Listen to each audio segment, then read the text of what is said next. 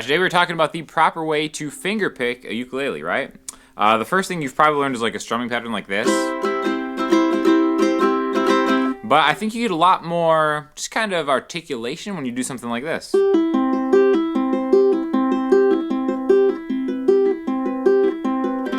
Right? So it's going to be a combo of maybe picking and strumming that gets you into playing songs and having them sound a little bit different. Because eventually if you just keep doing this, everything kind of sounds the same, right? And it's the fingerstyle that really actually makes the instrument just open up and the entire world is your oyster, right? So we're just going to do a thumb, pointer finger, middle finger technique that you can use on pretty much any song. Any song that's in 4/4 time anyways.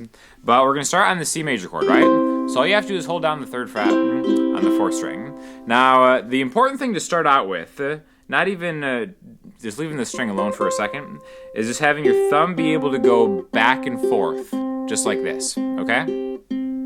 Because one thing that I see a lot of these beginner lessons kind of skip out on is doing proper timing and counting, right?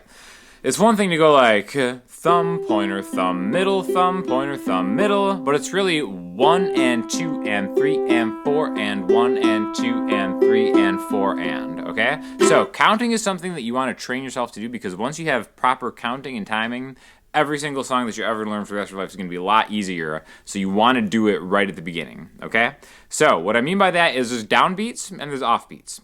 Anytime you hear a number, that's a downbeat, okay? 1, 2, 3, 4. These would be quarter notes, right? We put 4 of them in a bar. That's a quarter each. So every downbeat is going to be your thumb alternating between the 1st and 2nd string, okay? So again, we don't even need the 4th string for this.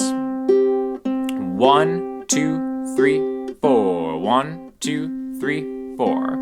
Now, the important part about this is you might see that my thumb is floating because I'm not clutching the instrument, all right? So I have a comfortable position where my arm is kind of like holding it here, but what is really helpful is your pointer finger and your middle finger, which we're going to get to, is actually going to help anchor it. So my pointer finger and my middle finger are going to have the 3rd string and the 4th string, respectively, all right? So they're just going to be chilling here. So when you practice it first, just go back and forth like this, okay? You'll notice I'm using the side of my thumb to do this instead of coming up like this, okay? So I think it's better to start with getting the side of your thumb and then having your pointer finger and your middle finger come up, right?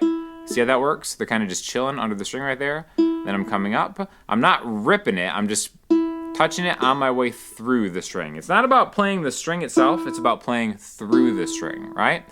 Your pointer finger starts out under the string and it ends up on top of it. But because my hand is braced, I'm not off like this. I don't have to worry about finding that string again. When you have your hand locked in like this, my pointer finger and my middle finger can just kind of go back down to where they were. So this is another really cool and easy thing to practice, aside from just going thumb back and forth to really get yourself familiar with just hitting that 1st and 2nd string.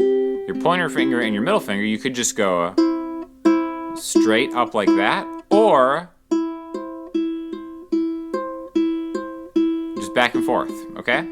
So now that we have the technique, let's work on a pattern. A pattern is just any way that we organize this, all right? So 1 and 2 and 3 and 4 and. That's basically taking these 4 beats and then turning them into 8th notes, right? The word and is going to be what we put on the off beat. Now the important thing about that is this actually helps a lot with strumming, right? 1 and 2 and 3 and 4 and. You see I'm going down on the downbeats, the numbers, and then up either with my pointer finger or my thumb or a combination of both. But 1 and 2 and 3 and 4 and. That is so important for you to start practicing now. And it's so important that you always do that instead of down, up, down, up, down, up, down, up. Okay? Again, downs and ups might be easier to conceptualize at first, but I do think that they kind of harm you in the long run because then you just start memorizing patterns instead of diagnosing counts. Okay? And then once you can diagnose that count, just trust me on this. Please. If you don't do anything else, aside from like and subscribe for this video, trust me on learning how to count early, right? So, this is going to be the pattern. 1 and 2 and. That's the whole thing, okay? So the 1 is going to be down with the thumb. The and of 1 is your pointer finger on that 3rd string. The 2 is down with the thumb on the 2nd string. And then the and of 2, as we call it, is going to be up on the 4th string, which again, your middle finger is holding down that 3rd fret. So 1 and 2 and 1 and 2 and 1 and 2 and 1 and 2 and. Generally, bars are grouped into groupings of 4. So if you did this pattern twice, it would sound like this. 1 and 2 and 3 and 4 and 1 and 2 and 3 and 4 and. Notice that my hand isn't really doing a whole lot of movement. It's not like a 1 and 2 and. See, that's hard to do because then you gotta like find the spot again. You gotta keep it locked in, keep it nice and tight, keep it right and tight. And then eventually you can build up a lot of speed. But speed is the last thing you should be worried about. So what we're gonna do is we're gonna do a bar of C, and then we're gonna do a bar of C major 7, which is yours going from 3 to 2. So it's gonna sound like this. 1 and 2 and 3 and 4 and 1 and 2 and 3 and 4 and.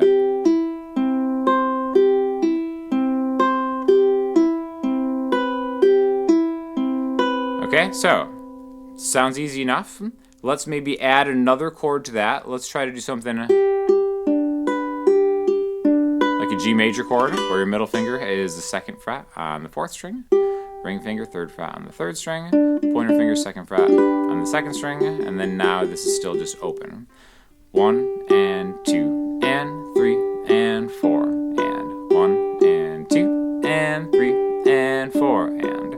Okay? So the best thing to do to practice your chords is do the whole thing like this. Start with C, then C major 7, then maybe back to C, major 7, then go to G,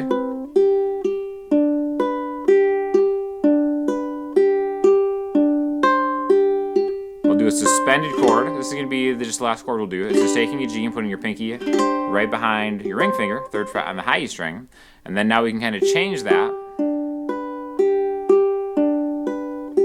with the pinky down, and then we can keep that pinky there to go back to C. Okay?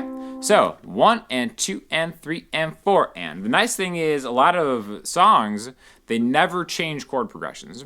So it's important to have a bunch of fingerstyle just techniques that you can do, just different patterns that you can switch back and forth between, because maybe to make a song more dynamic, if the chords don't change, maybe for the verses you could just go C to another chord, and then if it's a different part of the song, then we go into the strumming of the chords, right? So this pattern is going to work on any chord that the open strings help you out, right? There's like an F, A minor, G, C.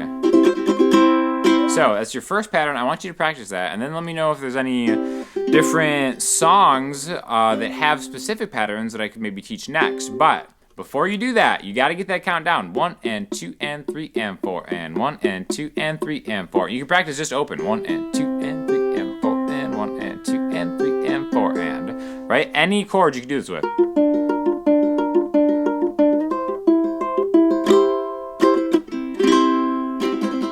So, anyways, thanks for watching. Like I said, subscribe to the channel. If you have any questions, let me know. I'll talk to you soon.